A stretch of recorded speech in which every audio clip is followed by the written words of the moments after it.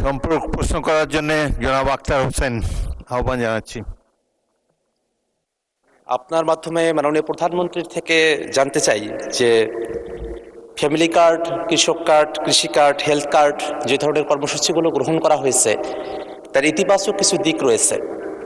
ঠিক কতজন ব্যক্তিকে বা পরিবারকে এই কার্ডগুলোর আওতায় নিয়ে আসা হবে, তাতে কতটুকু বাজেট বরাদ্দ করা হবে এবং সেই বাজেট বরাদ্দ সমন্বয় করতে গিয়ে মূল্যস্ফীতি, মুদ্রাস্ফীতির মতো পরিবেশ পরিস্থিতি তৈরি হওয়ার মতো পরিস্থিতি তৈরি হয়, সেটার ব্যাপারে সরকারের পরিকল্পনা কি? আপনার মাধ্যমে মাননীয় প্রধানমন্ত্রীর কাছে সে ব্যাপারে জানতে চাই। মাননীয় প্রধানমন্ত্রী।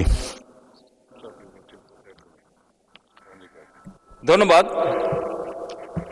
মাননীয় সংসদ সদস্য। আপনি যে প্রশ্নটি করেছেন যে কতজন মানুষের কাছে আমরা পৌঁছে দেব, তাই তো, এবং মূল্যস্ফীতি হবে কিনা, বাজেট কত। স্বাভাবিকভাবে বাজেট কত এটি আমরা আপনাদেরকে এখনই বলছি না, অর্থাৎ আমরা পর্যায়ক্রমিকভাবে জিনিসগুলোকে সামনে এগিয়ে নিয়ে যাব।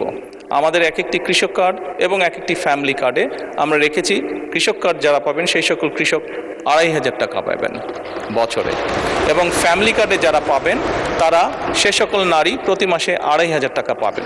আমরা যেহেতু প্রতি মাসে এটিকে এক্সটেন্ড করতে থাকবো, অর্থাৎ অধিক সংখ্যক নারী কৃষক কার্ড পাবেন, অধিক সংখ্যক কৃষক কার্ড পাবেন। একবারে সবাইকে দিচ্ছে না, পৃথিবীর কোনো দেশের পক্ষে একবারে সেটি সম্ভব না করা। সেই জন্য প্রতি বছরই আমরা বাজেটের স্যাংশন বাড়াবো, প্রতি বছরই বাজেটে আমরা টাকা অ্যালোকেট করব, এভাবে পর্যায়ক্রমিকভাবে ধীরে ধীরে আমরা এগোবো। এবং অবশ্যই বাজেটের প্রাধান্য পাবে। এবং আপনি যেটা বলেছেন মূল্যস্ফীতি হবে কিনা, আমরা তো টাকা ছাপিয়ে দিচ্ছি না, আমরা যেহেতু টাকা ছাপিয়ে দিচ্ছি না কাজে মূল্যস্ফীতি হবে না, বরং আমরা মনে করি এই টাকাগুলো যখন মার্কেটে যাবে, যারা কৃষক কার্ড পাচ্ছেন সেই সকল কৃষক, যারা প্রান্তিক পর্যায়ে নারীরা যারা পাচ্ছেন টাকা, নিশ্চয়ই তারা সিঙ্গাপুর বা বিভিন্ন দেশে টাকা পাচার করবেন না, সেই টাকা লোকাল অর্থনীতি দিয়ে তারা খরচ করবেন।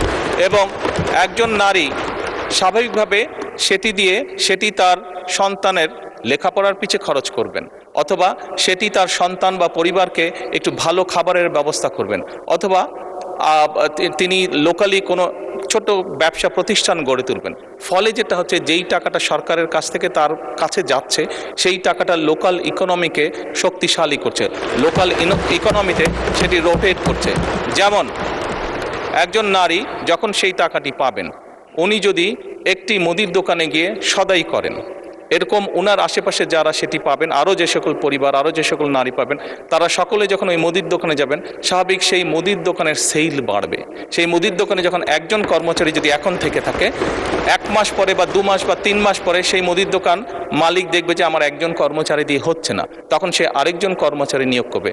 ফলে কি দাঁড়াচ্ছে, কর্মসংস্থান হচ্ছে, এবং সেই কর্মচারী 2 জন বেতন পাবে, তারাও গিয়ে গামছা কিনবে, লুঙ্গি কিনবে, অথবা তার সন্তানের জন্য চিপস কিনবে, অথবা একটা ছোট ফ্রক কিনবে তার মেয়ের জন্য। ফলে লোকাল ইকোনমি আস্তে আস্তে স্ট্রেনদেন হবে, লোকাল ইকোনমি আস্তে আস্তে বড় হবে। কাজেই মূল্যস্ফীতি হবে বলে আমরা মনে করি না, আমাদের কোনো রিসার্চে মূল্যস্ফীতি বলে না, বরং অর্থনীতি আরো সচল হবে, অর্থনীতি আরো স্ট্রেনদেন হবে, এবং লোকাল যে সকল ইন্ডাস্ট্রি আছে, বাংলাদেশের শতকরা 70 থেকে 80% মানুষ যে সকল প্রোডাক্ট কনজিউম করে সেগুলো লোকাল ইন্ডাস্ট্রি প্রোডাক্ট কনজিউম করে। কাজেই লোকাল ইন্ডাস্ট্রিগুলোকে স্ট্রেনদেন করার এটি আরেকটি উপায়। এবং তার ফলে যেটি হবে, সামগ্রিকভাবে ডিপ্রাইভ যে সকল মানুষ আছে, আমি বলছি না যে আগামী 6 মাসের মধ্যে এটি হবে, তবে ইনশাল্লাহ 3 থেকে 5 বছরের মধ্যে আপনি যে পরিবর্তনটি দেখবেন, যারা প্রান্তিক গোষ্ঠীর মানুষ তাদের জীবনযাত্রার মান ইনশাল্লাহ অনেক উন্নত হবে। ধন্যবাদ মাননীয় স্পিকার।